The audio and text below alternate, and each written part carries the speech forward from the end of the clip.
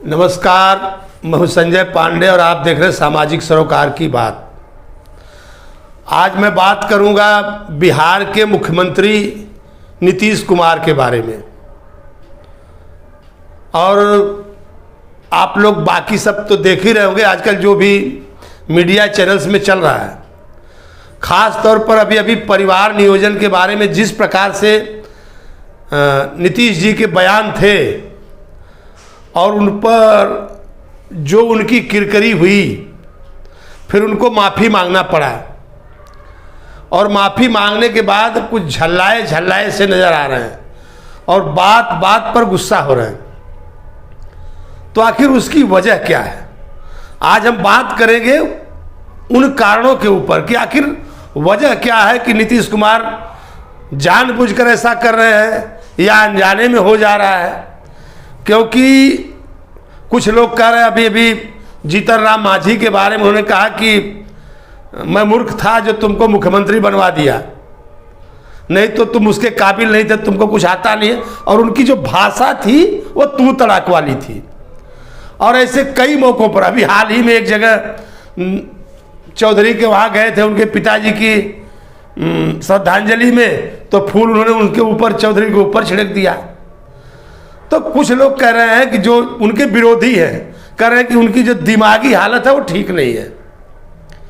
कुछ लोग कह रहे हैं कि कुछ लोग, जिसमें जीतन राम मांझी खुद कह रहे हैं कि उनको कुछ स्लो पॉइजन दिया जा रहा है। हकीकत क्या है? वो जानबूझ करके ऐसा कर रहे हैं या उसके पीछे कोई वजह है? तो मैं आपको थोड़ा पीछे लिए चलता हूं।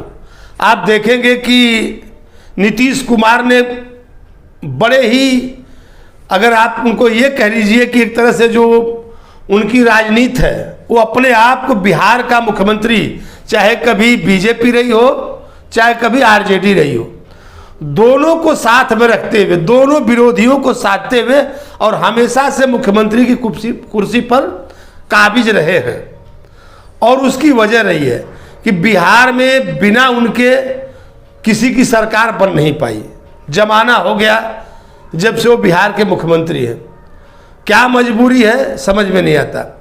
तो मैं आपको एक जो इंडिया अलायंस बना उस पर ले जाता हूं, क्योंकि उसके सबसे बड़े झंडा बरदार अगर कोई कहे जाएंगे तो वह नीतीश कुमार जी।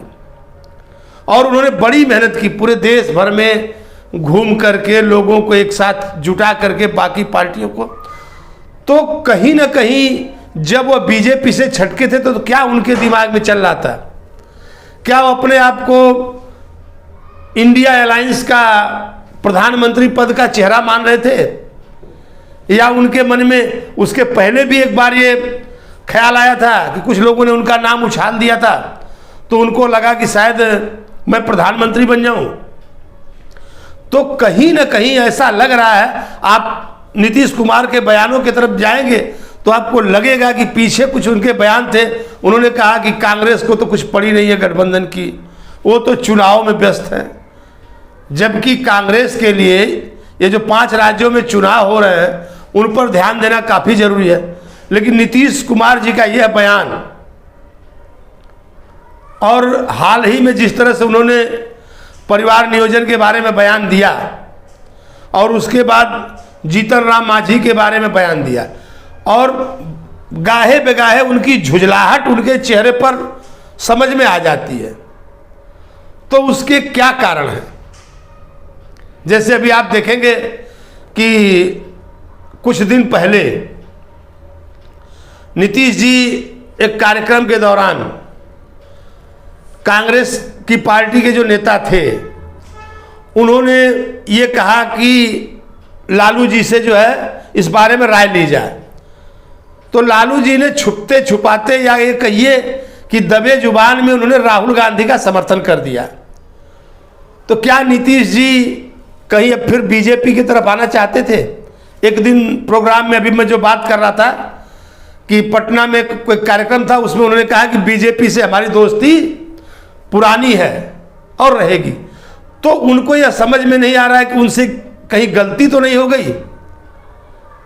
ठगे तो अपने आप को महसूस नहीं कर रहे हैं, या लालू जी ने उनको जो अपनी राजनीतिक चाल थी उसमें उनको जो है परास्त कर दिया।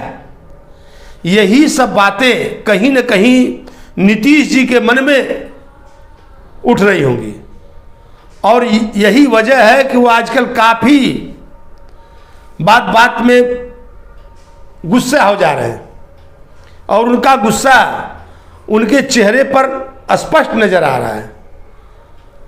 तो आगे चल कर के जो गठबंधन की राजनीति है हमारे देश में, बाकी जो राजद है उनके जो सपने थे कि कहीं ना कहीं नीतीश कुमार जी, अब उन्होंने कह दिया है कि ये हमारा आखिरी चुनाव था, अब हम नहीं लड़ेंगे, तो वो हमको पावर ट्रांसफ़र करके जाएंगे क्या? तेजस्वी यादव को अपने ही हाथों सीएम का कैंडिडेट घोषित कर करके तब जो है नीतीश जी जाएंगे? बड़ी विचित्र स्थिति बिहार के अंदर बनी हुई है और लोग समझ नहीं पा रहे, सारी राजनीतिक पार्टियां समझ नहीं पा रही हैं और इसी पसोपेश में सब लोग पड़े हुए हैं। फिर मैं आपसे बिहार के बारे में और बाकी और जो हमारे वहाँ इलेक्शन हो रहे हैं 5 राज्यों में, उस पर चर्चा करूंगा।